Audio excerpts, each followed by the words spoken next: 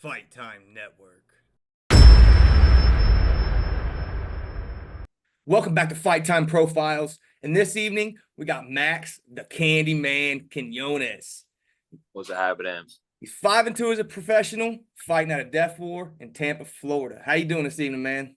I'm blessed, brother, man. Just got all my medicals done. Last minute push. We got a little bit over a week left, about 9 more days since the next fight coming up in Canada. So just getting ready for that, man. So where did you grow up? Born and raised in Tampa, Florida. So what is your favorite strike or submission? Ooh, strike or submission. My favorite strike? I mean, shoot, I prefer jab.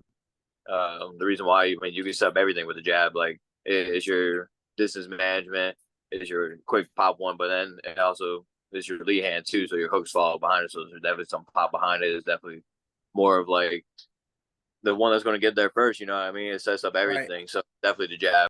So throughout your amateur career and your professional career, what is your favorite experience so far?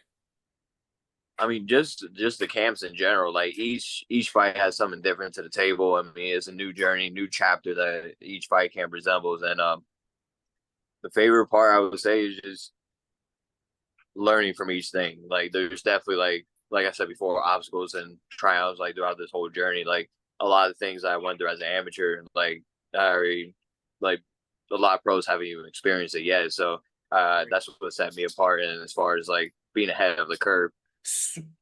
What or who inspires you the most in being a fighter? Definitely, well, I mean, definitely my wife, my beautiful daughter, and things like that. Like they support me day in and day out. Without their love and support, my wife even told me to quit my job so that way I can focus on time. So I mean, without them, like it's definitely a big push motivator. But I'm the one that's got to get up and put in the hours in the gym and things like that. So it's something that's always been a dream of mine ever since 5th grade too. But with that support system being in place, like they're my biggest inspiration to keep that stuff going. And then me having my own personal drive and things like that to get up, do the dieting, do the runs, do the workouts, do the swimming, like do everything that I need to do to make sure I'm staying ahead of the curve and to make this a generational wealth in the future. What do you believe is the best attribute that you have obtained so far other than fighting throughout your mixed martial arts career? Definitely knowledge, knowledge and maturity. So yeah, it would be knowledge because it's like all kind of like intertwines together. Like the more you know, the more you grow, kind of deal. So I would say definitely, man. Sorry about that. Oh, you're straight.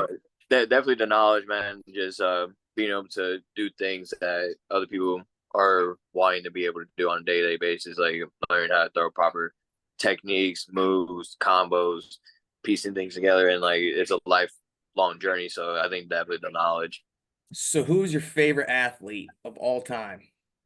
Favorite athlete of all time? Yeah. Ooh, good question.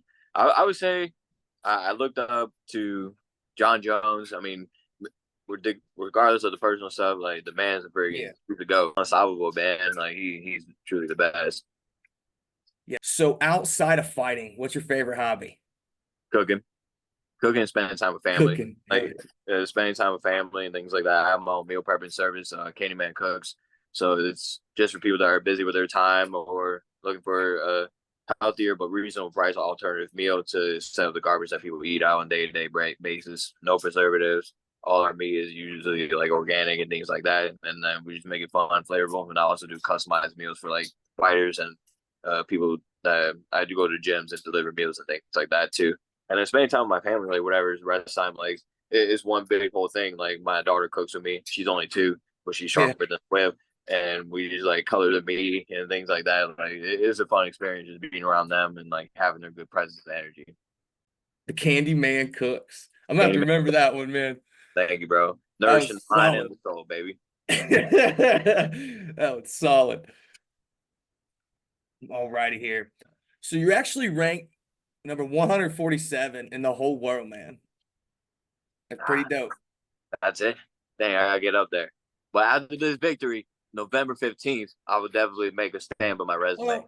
Well, what I wanted to ask you, do you feel that's actually an accurate spot in the rankings for you? Or you think that's real low compared to what you think you got? I mean, rankings worldwide, man. Yeah, I mean that's there's definitely more to be achieved in that. You know what I mean? Like I want to belong with the top dogs in the UFC. And the opponent that I'm facing, Tommy Morrison, he's 7-0 right now, all by decision, except for his last one, which was the controversial stoppage. Once I put a stamp on this finish, November 15th, I think that's definitely going to jump me even higher because I believe he's number one in all like Canada for the weight class. So once I put a stamp on that, then I'll definitely bump me up, and then we'll get in the contender series by next year. Mark my word.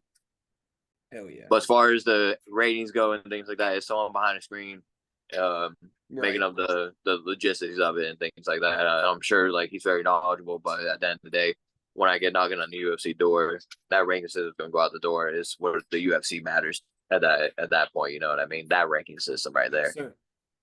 Yes, sir. I feel you on that. What do you believe sets you apart from the rest of the fighters that are in your division? Definitely my aggression. Definitely my aggression. Like a lot of these people look at like a sparring match. I'm looking in there to kill you. You know what I mean? Like I'm like back in the Mongolian days, bro. I want to chop off your head and bring it back to the compound. Like that's my mindset, and that's how we go in. Like it's kill to be killed. So you got a fight coming up November 15th, just around the corner, man, against Tommy Morrison at Samurai MMA 12. What do you feel Tommy brings to the cage compared to everybody else you've competed against so far? He hasn't finished anyone, so I know the cardio is going to be on point, and that's why I've been working extensively. I mean, my cardio is always on point, but just to make sure like we're able to stay that aggressive the entire 15 minutes. Since it's not a title fight, and he is a champion too, so I'm surprised it's not up for grabs. But we're just making sure the cardio is on point. We're being aggressive. We're gonna showcase our skill set and not really worry about what he's got going on. But what have you focused on yourself within this camp? Patience. Hell yeah. Definitely a lot of patience. Just setting up everything, making sure like not that everything's to the T, because not everything's going to go perfectly in the fight, but to be able to have that reaction time to be able, if something goes wrong, bam, you're right there. You're just making sure you're staying on point, having that conductivity to stay plugged in the entire time, not to get too excited when things go our way, because I can dictate the pace from any which way to angle. It's just a matter of staying composed. Well, it's nice getting to know you, Max. Can't wait to see you on November 15th. And again, everybody, this is Max, the Candyman Quinones. Make sure you tune in for his upcoming fight. That's another Fight Time profile for y'all. I appreciate it. Thank you, Brandon, for taking the time, bro. Yes, sir. See y'all next time.